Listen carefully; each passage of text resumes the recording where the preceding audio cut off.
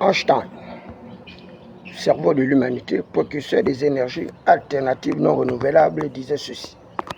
Ceci qui veut dire corriger, enseigner, convaincre et instruire. Que l'homme a l'intelligence d'un sot qui vient de sottise, et qu'il était comme le petit d'un âne sauvage. Vous êtes un programme de secours d'urgence animé par le prince Adouma David Oudakouma, la voix de sans-voix, la cristallisation des aspirations légitimes du peuple souverain, frappé du sceau du savoir et l'onction de la faculté, cerveau serveur divinement électrifié. Je suis la pierre qui avait été rejetée par les bâtisseurs, mais qui deviendra la principale de l'ombre, un rocher du scandale, une pierre d'achoppement. L'opération chirurgicale de ce jour repose sur la problématique de l'endettement. La problématique de l'endettement.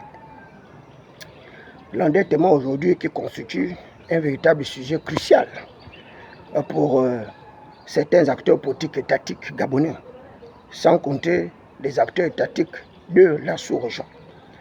Je voudrais tout de même rappeler aux uns et aux autres que nous sommes restés dans un même système.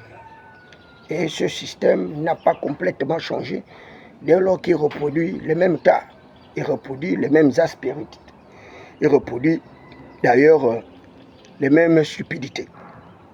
Il y a un passé relativement récent, en 2024, je prédisais déjà la détérioration justement de nos indicateurs macroéconomiques, pour la simple raison qu'à l'observation de faits, par le choix des acteurs qui devaient accompagner cette transition, une transition qui a été auréolée par le plébiscite de Brice Oligui Nguema qui nous a permis justement de sortir de 56 ans de règne de gouvernance chaotique, 56 ans de règne uninominal, 56 ans de règne de patrimonialisation.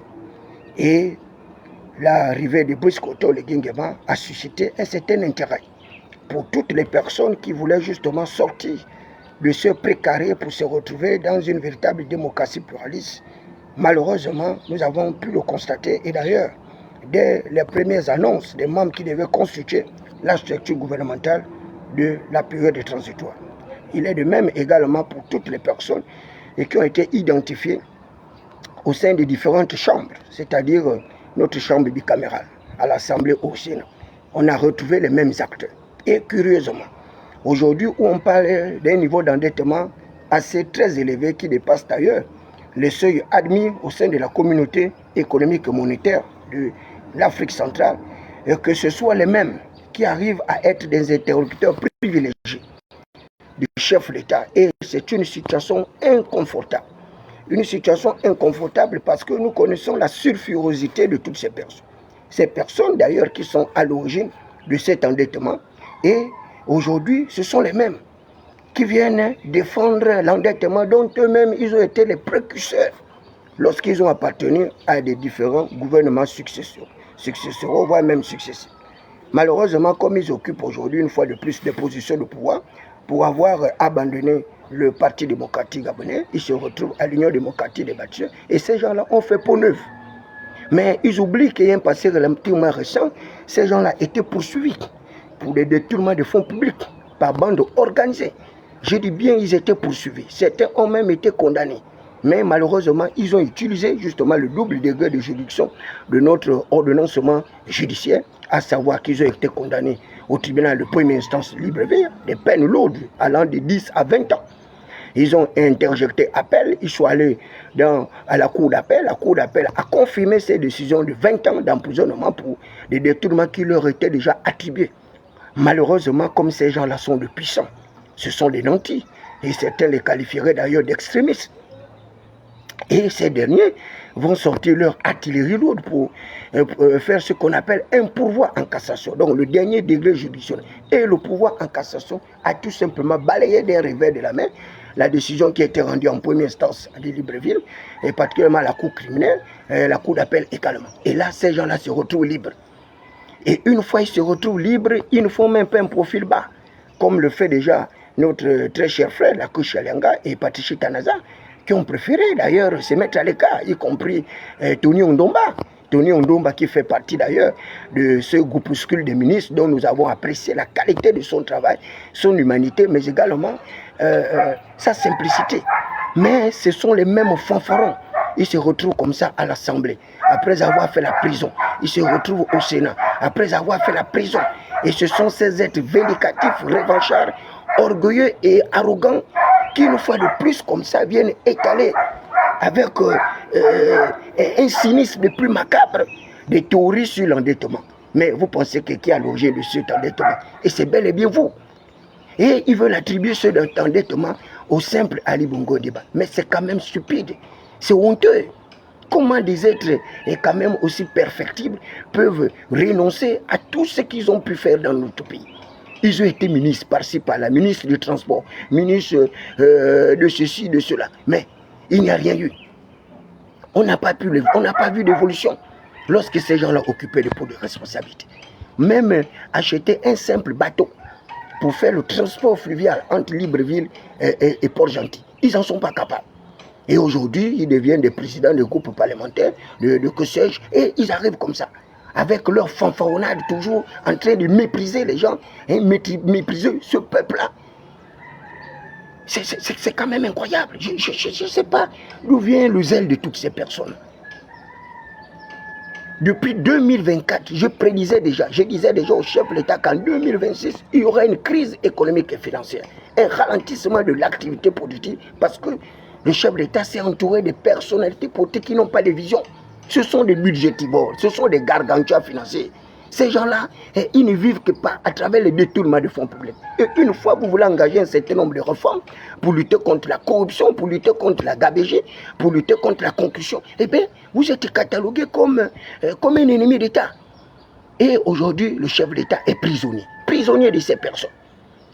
Ces mêmes personnes qui ont emprisonné la Koch Alenga, qu'il avait mis sous leur giron, sous leur botte, parce que ces gens-là jouissaient justement du pouvoir de Brice Lacoche Alenga lorsqu'il était directeur de cabinet. Ils ont créé des fausses associations, des associations qui étaient caractérisées par des nébuleuses parce qu'il fallait capter l'argent de l'État. Et ils ont endetté le pays. Ils ont endetté le pays avec des faux investissements et on a bien vu leur train de vie dispendieux, leur train de vie ostentatoire. Et d'ailleurs, ça leur a valu la prison. Ça leur a valu la prison et tout le monde était témoin. Et aujourd'hui, ils peuvent se targuer de dire qu'ils n'ont jamais rien volé. Ils n'ont jamais volé quoi que ce soit. Et la preuve, les gens sortent de prison, ils deviennent des députés. Les gens sortent de prison, ils deviennent des maires, des sénateurs. Mais vous n'allez pas me dire que Serge Maurice Madiala va nous dire qu'il ne connaît pas d'où vient la dette du Gabon. Il était directeur général des marchés. Et vous savez ce qu'on appelle les passations d'offres des marchés. Vous connaissez ce qu'on appelle les marchés de gré à gré. Et on nous dit bien que c'est l'ère de la transition, la période actuelle, où il y a eu le plus grand nombre de passations de marchés de gré à gré. 94%. 94%. Des marchés de gré à gré. Mais les marchés de gré à gré dans une économie libérale se caractérisent par la concussion, par la gabegie, par l'ostracisme. Et je suis surpris. Vous les voyez sur les plateaux des chaînes de télévision venir raconter des espèces de balivernes, de tartufferés. Parce que quoi? Il faut satisfaire des intérêts égoïstes et partisans. Alors que les faits sont là. Depuis 2024, ils n'ont pas pu voir la réalité de l'économie de notre pays. Mais ils sont experts en économie, avec des agrégations obtenues dans des universités de fortune, des pays industrialisés que je qualifie, des pays en réalité qui ne sont pas des véritables pôles d'excellence académique. Parce que pour des économistes qu'ils étaient prétendus être, ils auraient pu apercevoir cette crise comme moi qui suis seulement au stade précaire, au stade analytique, au stade embryonnaire de l'économie. Je le disais déjà en 2024 qu'en 2026, il y aura une crise. Parce que j'observais déjà la capacité de ces gens de pouvoir détruire nos agrégats économiques. Ils prennent de l'argent, mais ils investissent cet argent dans des biens improductifs, dans des futilités. Tous les pays qui se sont développés, ils ont mis en place des processus justement de mécanisation agricole. Vous avez la révolution verte avec Mao Tse-tung qui consistait justement à développer l'agriculture à un stade mécanisé pour arriver à l'autosuffisance alimentaire et dégager des marges bénéficiaires de profit pour enrichir justement les populations. Vous avez également au niveau du Cameroun, avec des plans quinquennaux dans l'agriculture et autres, vous avez le cas de la Côte d'Ivoire. Et vous avez la révolution du Burkina Faso aujourd'hui qui constitue un véritable vecteur d'apprentissage. Le capitaine Ibrahim Traoré aujourd'hui, mais la transition du Burkina Faso, elle peut être enseignée dans les universités des quartiers malfamés, des faubourgs du Gabon, et que sais-je, l'université Omar Bongo ou de Mbourantio, que sais-je. Mais on voit bien au Burkina Faso, qui était considéré par les institutions de Bretton Woods, les institutions financières internationales, la Banque mondiale, le Club de Paris et le Fonds monétaire international, qui avaient classifié le Burkina Faso, le Niger, le Mali, comme étant les paiements. Les paiements, ce sont les pays les moins avancés de l'humanité. Et certains les a qualifiés encore de pays pauvres, très endettés. Pays pauvres, très endettés. PPTE. Mais aujourd'hui, regardez le Burkina Faso. Dès que le Burkina Faso a compris que la véritable révolution, la véritable démocratie doit consister en une recherche du principe de l'autodétermination. L'autodétermination, qui est d'ailleurs un principe tiré du droit international de la Déclaration universelle des droits de l'homme et du citoyen de 1789 et la charte de l'UE ordonnée par la lutte contre les privilèges monarchiques, la monarchisation du pouvoir du roi Louis XIV. Et le Burkina Faso a compris que le véritable obstacle, eh bien, c'est l'impérialisme. C'est la France métropolitaine et ils ont décidé de rompre avec ce néocolonialisme de basse classe, de bas niveau qui arrive à embrigader justement les pans tout entiers de l'économie de nos différents pays. Le Burkina Faso, grâce au capitaine Ibrahim Traoré, a décidé de mettre hors d'état de nuire la France métropolitaine qui est en train de s'accaparer de toutes leurs richesses. Et c'est un principe international, le droit des peuples à disposer d'eux-mêmes, le principe de l'autodétermination, le principe de l'indépendance des peuples africains. Et c'était la première bataille que les gens auraient dû mener. Aujourd'hui, le Burkina Faso constitue un leadership d'une vision autocentrée sur la recherche du confort, du bien-être des populations. Et il fait tous ces investissements sans emprunt. Sans emprunt. Et la population aujourd'hui du Burkina Faso, elle peut se targuer d'avoir une évolution positive de leur transition. Mais nous, notre transition, notre processus, s'est passé comme... Eh bien, les gens ont pris l'argent. Ils ont pris l'argent, c'est ont mangé l'argent, ils ont fait ce qu'ils ont fait pour vouloir flatter justement le chef de l'État. Et à la fin, ils l'ont abandonné. Le chef de l'État se retrouve aujourd'hui avec des déficits budgétaires chroniques, avec des fausses prévisions budgétaires, avec une loi de finances totalement surnaturelle. Une loi de finances surnaturelle. Et je l'avais déjà dit que cette loi de finances est totalement à l'opposé du bon sens qui est la chose au monde la mieux partagée, selon René Descartes. Comment les gens, quelqu'un peut se lever un bon matin, imaginer justement une croissance économique de notre pays à 7%, 7%, alors qu'on a de la peine à atteindre même les 3%.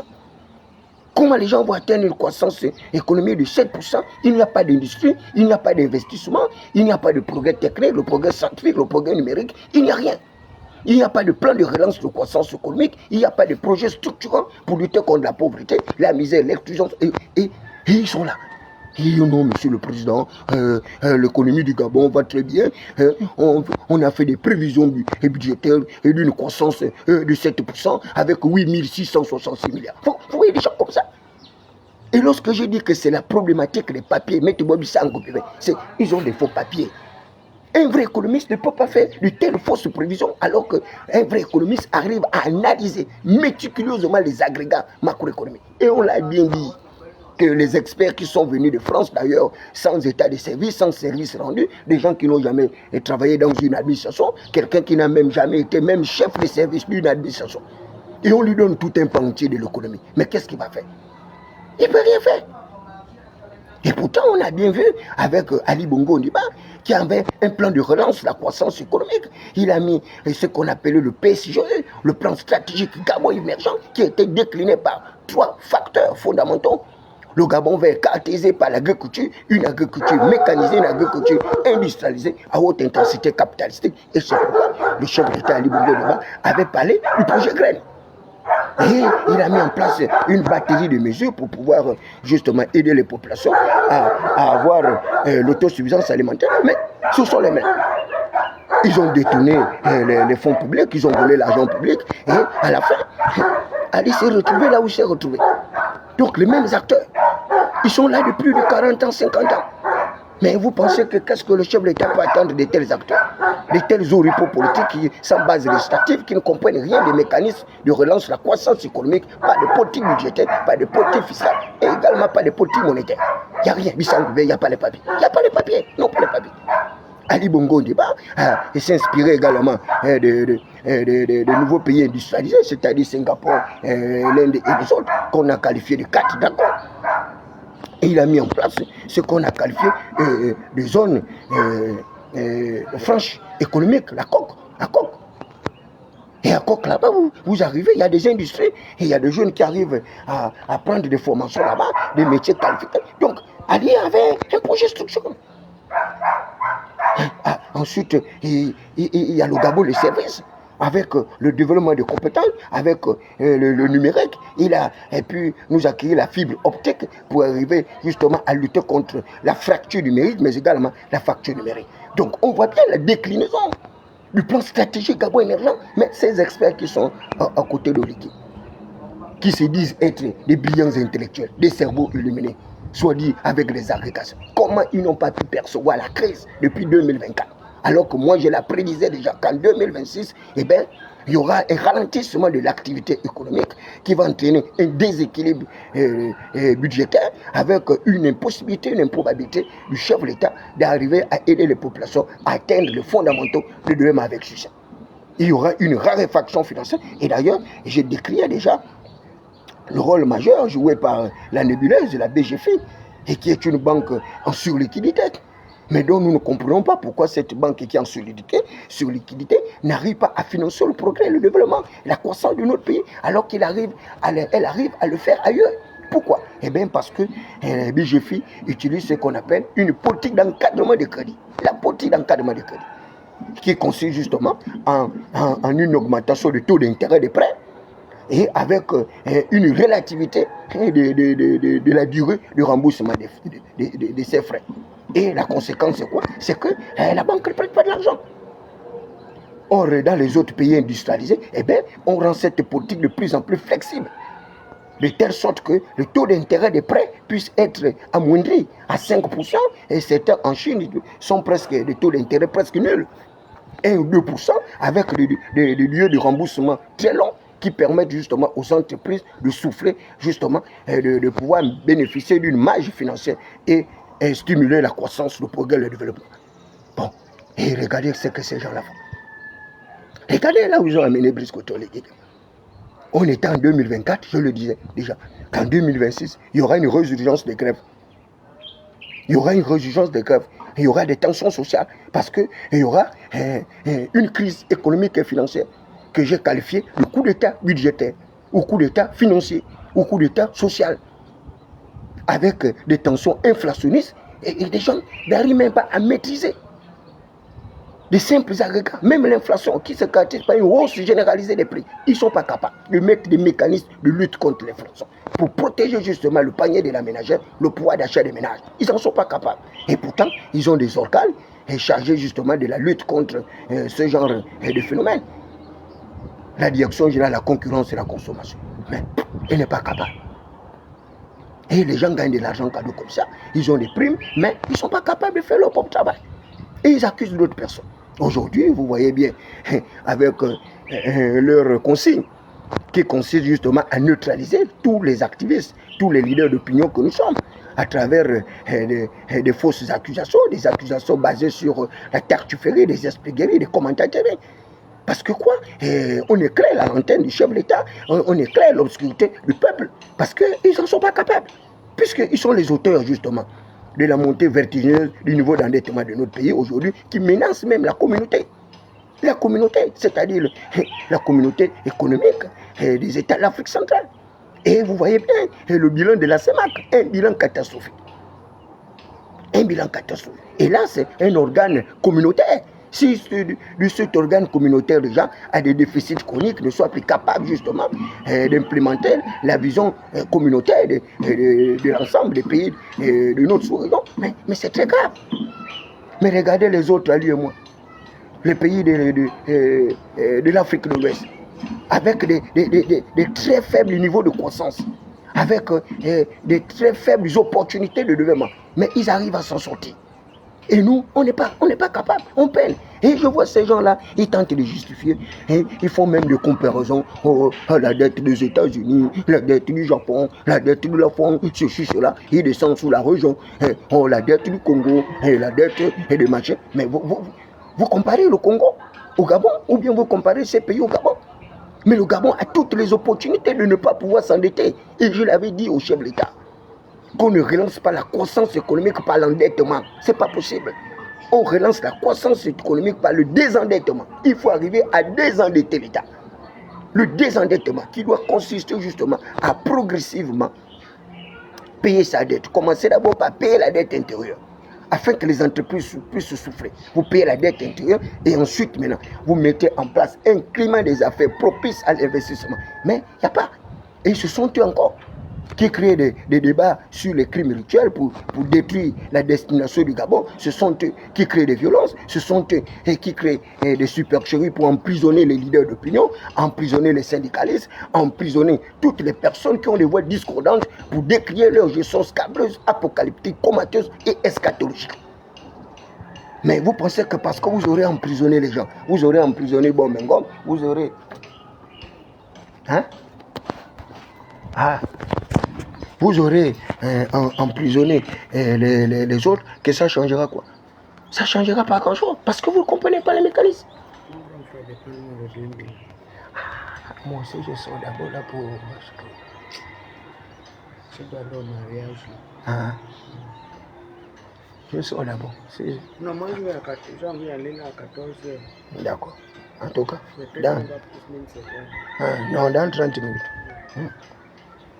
Et vous voyez, ces gens-là, au moment où on demandait au chef d'État de réduire le train de vie de l'État, eux, ils étaient en train d'augmenter justement le train de vie de l'État, à travers l'achat des voitures de 60, 80, 50 millions, à travers l'augmentation de leur fonds de souveraineté. J'étais le premier à dire que l'augmentation des salaires des députés va causer les problèmes au chef d'État, que l'augmentation des salaires des agents de force de sécurité va causer les problèmes au chef d'État. Et ils sont là. Ils ont un statut général de la fonction publique qu'ils n'exécutent même pas. Ce statut général dit quoi? À diplôme égal, salaire égal. Ça, c'est ce que ce statut dit. Et ce statut parle de l'égalité de traitement de l'ensemble des agents publics. L'égalité de traitement de l'ensemble des agents publics. Ce principe parle de l'égale admissibilité de tous. Mais regardez, eux, ils procèdent aux augmentations de salaires à géométrie variable. Donc, on choisit une corporation, on choisit l'assemblée, on augmente de l'argent, comme si nous étions dans un marché de dupes. On prend les fonds de défense de sécurité, on leur augmente de l'argent, on leur augmente les galons. Mais vous ne savez pas que toutes ces augmentations ont une incidence sur le train de vie de l'État, une incidence et sur les ressources financières, et vous vous plaignez. Mais vous allez accuser le niveau d'endettement, vous allez l'accuser à qui? Mais Ali Bongo Niba, mais c'est les mêmes acteurs. Ndounangoy qui vient déjà défendre la dette, mais Ndounangoy était ministre du Transport. On sait bien comment il a terminé sa course, dans un emprisonnement, avec des poursuites judiciaires, vous le savez très bien. Mais vous parlez de quoi?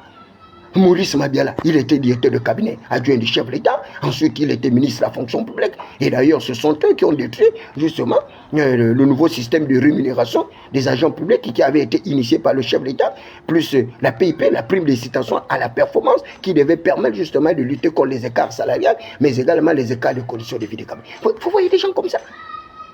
Et aujourd'hui, là, même lui, il se demande, oh non, mais la dette du Gabon, ce n'est pas nous, elle était déjà là, existante. Mais vous avez les problèmes. Mais le chef d'État, Briskoto Oligui Nguema, il n'était pas ministre, il n'était pas préfet, il n'était pas gouverneur, il n'était pas directeur de cabinet. Lorsque vous êtes endetté, c'est vous qui êtes à l'origine de la dette de l'État gabonais. On peut dire que Briskoto Oligui Nguema n'est pas à l'origine du premier niveau de la dette, mais le second niveau de la dette. Mais le premier niveau de la dette, mais c'est vous, Alexis Ndounangoy, l'autre là, Maurice Mabiala, les Billy Binze, le Soukarapuna, et tous les autres.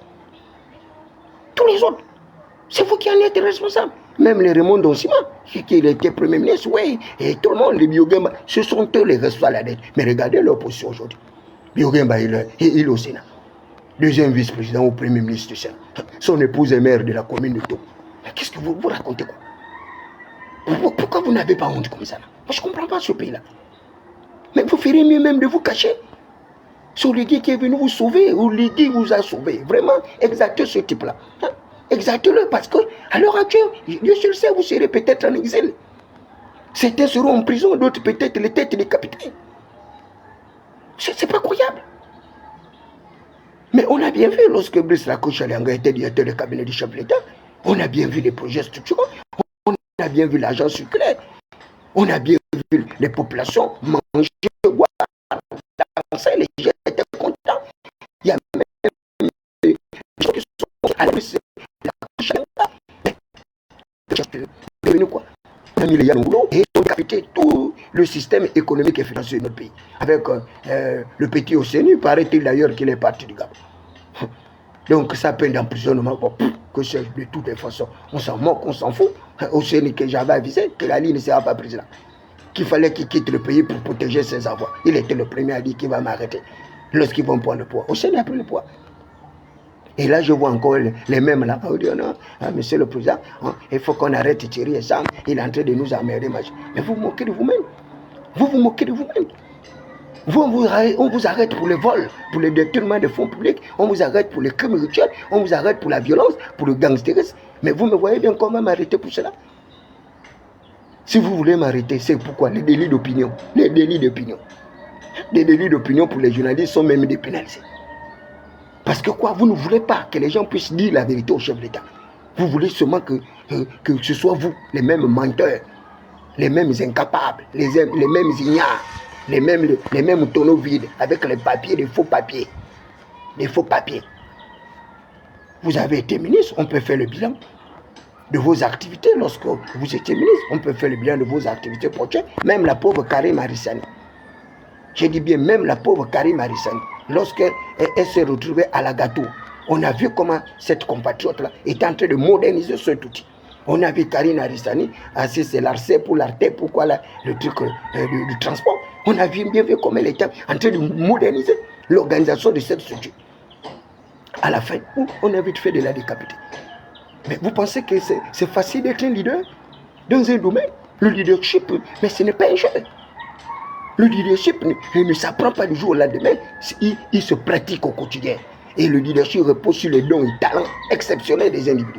Mais tant que vous accoquinez des gens qui n'ont pas de leadership. Et c'est pourquoi ces gens-là s'enorgueillent. Ils font l'orgueil. Vous les voyez, avec les grosses vestes, les grosses voitures. Ils font l'orgueil. Les barbes bien taillées parce qu'ils ont de l'argent. Alors qu'il n'y a rien. Il n'y a rien. Ceux qui font même leur propre travail, ce sont les membres du cabinet qui, eux également, n'arrivent même pas à obtenir quelques gargotes, quelques beuveries, chasse mouchetés. Ils ne font rien. Vous pensez que moi, je peux perdre mon temps pour parler d'un Alain-Claude Bébinze?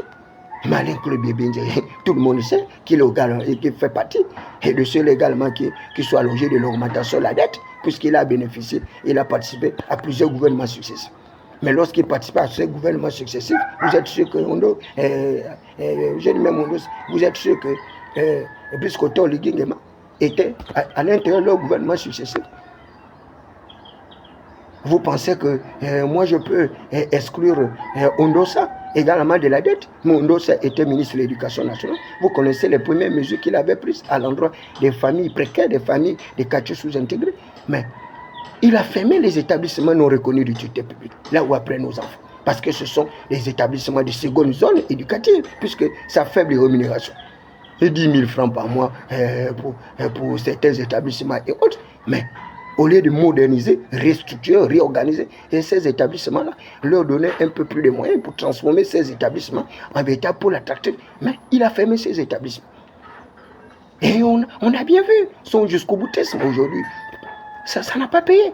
Il se retrouve isolé seul. Et tous ceux qui l'ont accompagné dans sa mégalomanie de conquête de pouvoir, ils sont allés à la mangeoire.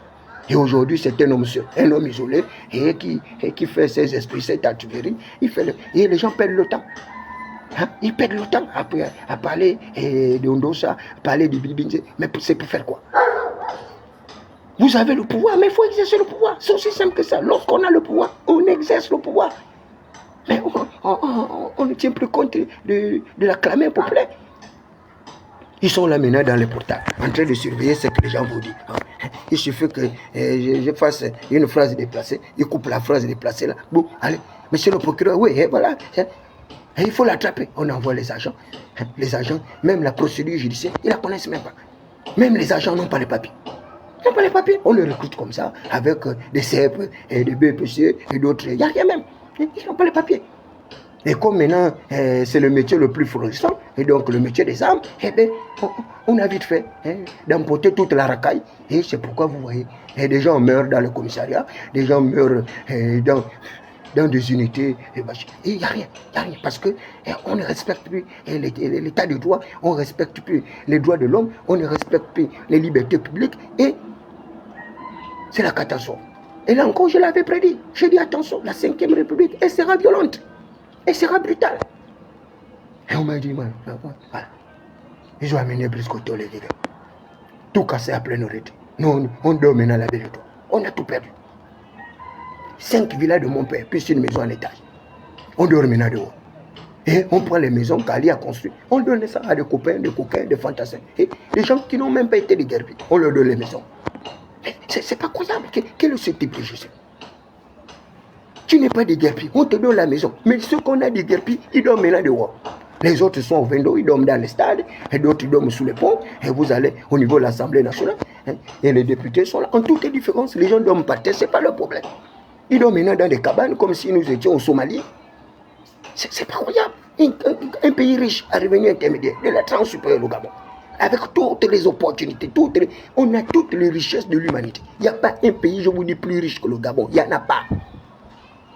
Si Brice Côté Oligui-Nguema arrive à mettre une véritable politique économique, traquer tous ces voleurs-là, ces gangsters, ces brigands, faire en sorte que toutes les richesses de notre pays puissent rentrer dans un compte unique, l'unicité des caisses de l'État, mais on a beaucoup d'argent. Regardez dans les ambassades. On avait initié dans les ambassades une numéralisation des visas, parce que les visas sont faits de manière manuelle. Et les ambassadeurs volent l'argent des visas. Le seul pays où il y a la numéralisation des visas, c'est la France, les États-Unis, je crois le Canada, et puis le Togo où j'étais, puisqu'on avait mené à bien cette opération pour lutter contre le trafic des visas. Mais dans toutes les ambassades, où on fait les visas de manière manuelle, les ambassadeurs volent l'argent avec le chancelier. Et tout cet argent qui échappe à l'État, mais c'est pas croyable. Vous arrivez chez nous, au ministère, on a dit aux différents ministres, même la nouvelle ministre, là, de faire un audit sur les visas. Vous allez vous rendre compte. Tout l'argent des visas est volé. L'argent qui doit aller au trésor public pour que le chef d'État finance le progrès, finance la croissance, finance les investissements. Les individus volent cet argent. Ils volent cet argent. Monsieur le Président, faites l'audit des visas au ministère des Affaires étrangères. Si vous voulez, vous faites même ce audit-là depuis la période même du Brice, depuis la période d'Alain-Claude Bébinze. Vous faites l'audit depuis la période d'Alain-Claude Bébinze. Vous remontez tous ces ministres-là qui occupaient des fonctions au ministère des Affaires étrangères. Mais vous allez vous rendre compte du gaspillage, du sacrage. Les gens volent de l'argent, ils font n'importe quoi. Vous allez également au CEDOC. Vous faites un audit de la direction générale du CEDOC. Le trésor, pareil, la direction générale du budget. Vous faites les audits sur les finances, les audits sur les ressources humaines. Vous identifiez les personnes. Et c'est des audits physiques. La personne vient avec ses papiers, vous vérifiez ses documents, mais il va y avoir ça, vous devez des faux papiers, des faux documents qui sont allés payer à la routière, à la montagne. Et ils arrivent à intégrer l'administration avec ces faux papiers. Quelqu'un se retrouve en arrêt, vous savez, administrateur collègue de finances, alors qu'il arrive à papier, il a fait une formation depuis le Maroc ou le Sénégal. Et il faut le malade. Et le pays marche. Ça ne peut pas, monsieur le président. Et c'est obligé. Ces gens-là sont des administrateurs. Et je vous ai dit, il y a le coup d'état budgétaire, il y a le coup d'état financier, et ils sont sur cette voie-là pour vous déstabiliser. Il faut détruire la croissance. C'est ce que je vous ai dit.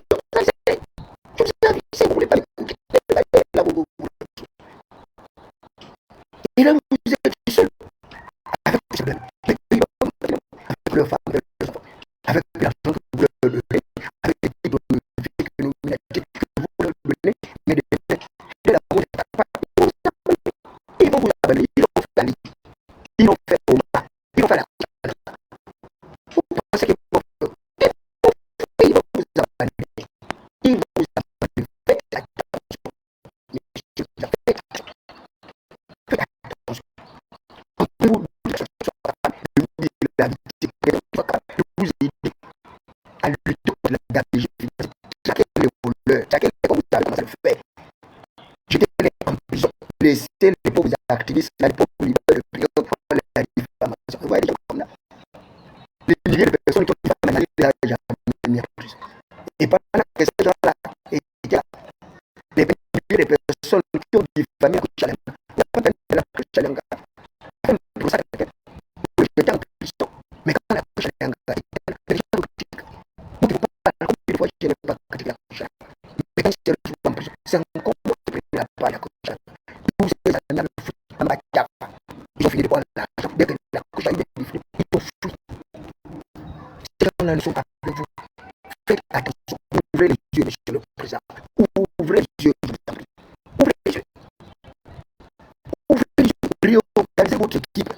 Réorganisez votre cabinet. Réorganisez votre cabinet. Réorganisez-le. Il y a une nouvelle personne qui vont vous aider. Mettez de nouvelles personnes qui vont vous accompagner. Réorganisez même la structure gouvernementale, c'est possible. Pour les sortir des crises. Vous pouvez organiser la structure gouvernementale.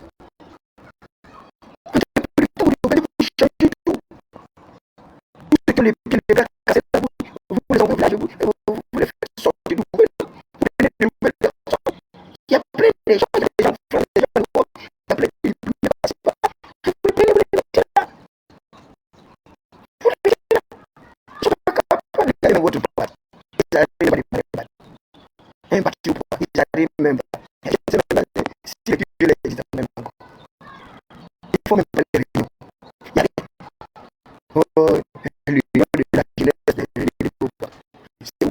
La jeunesse, c'est où? Pour prendre la jeunesse, c'est où? Pour débattre, pour débattre.